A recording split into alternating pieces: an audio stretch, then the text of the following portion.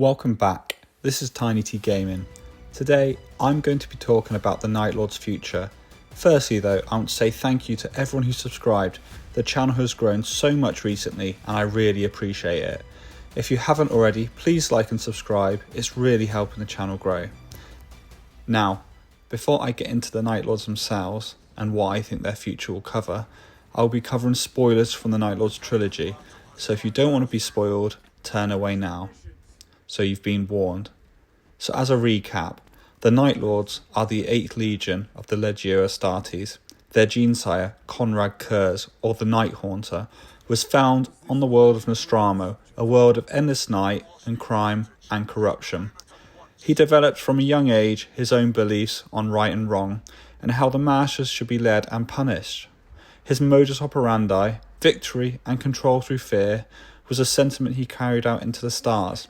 So when he took command of his legion, the 8th went from being a legion who fought through terror tactics and psychological warfare to a quickly degenerating legion of murderers and criminals who eventually committed war crimes for their own sick perversions and little else.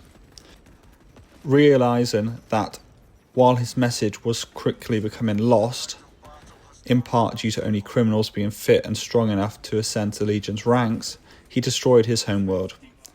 With all this going on, it was no surprise that eventually the Legion and their Primarch would throw their lot in with Horus when he rebelled against the Emperor. This was coupled and exacerbated with the fact that the Primarch himself was rapidly losing his sanity due to his prophetic visions and his belief that he could not change the future.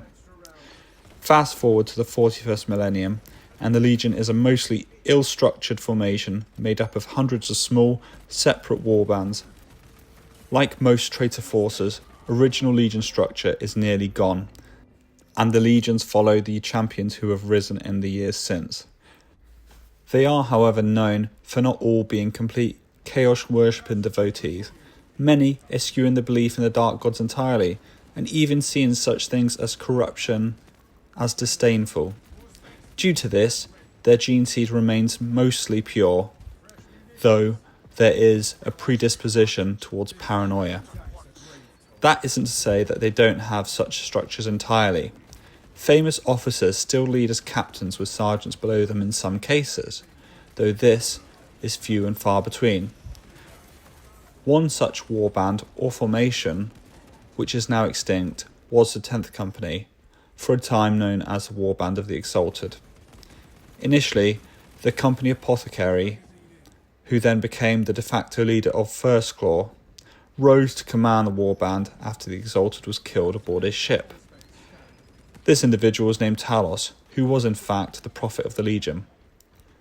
A prophet through the gifts of his gene seed, not through warped taint. He would have seizures where he saw the deaths of his brothers and what was to come in future battles. Fully unstable, he would eventually meet his end on Sagualsa, leading the remains of 10th and 11th companies in a last stand against the Eldar of Ulthwé and Jain-Zar.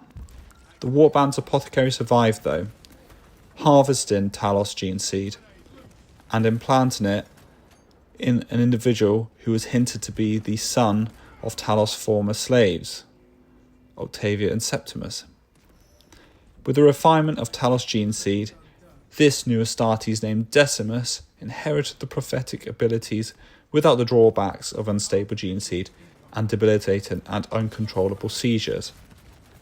Decimus called for a gathering of all 8th Legion leaders, wanting the Legion to unite for the 13th Black Crusade so they could destroy Craftord Ulthwé as recompense for Ulthwé having destroyed 10th and 11th companies. Since then, we have heard very little about the Legion or their activity since the Great Rift.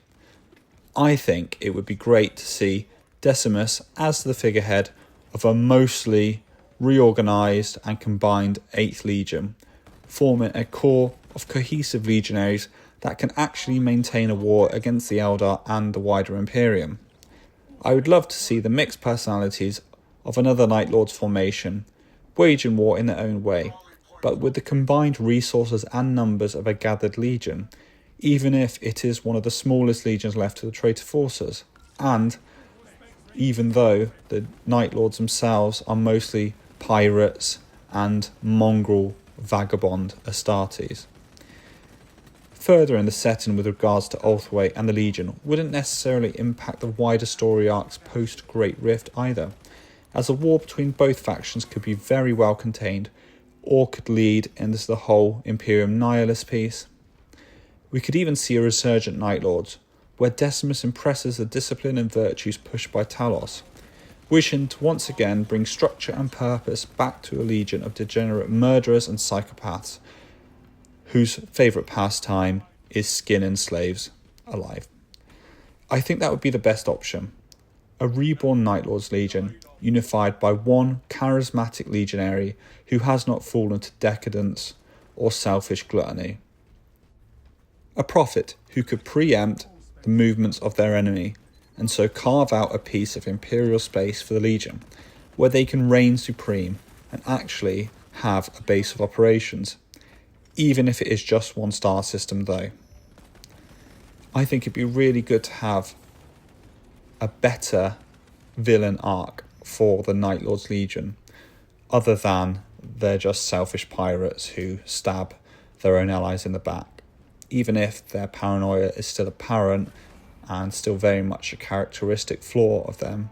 I think it'd be really good to just have them as a credible threat to the Elder and the Imperium as a whole, so that we don't just get bolt gun fodder in books and we get real Astartes fighting real Astartes, where you have catastrophic losses on both sides because they're equals, even if one formation is less disciplined than the other.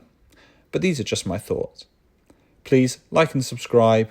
Let me know what you think in the comments below, and I'll see you in the next one.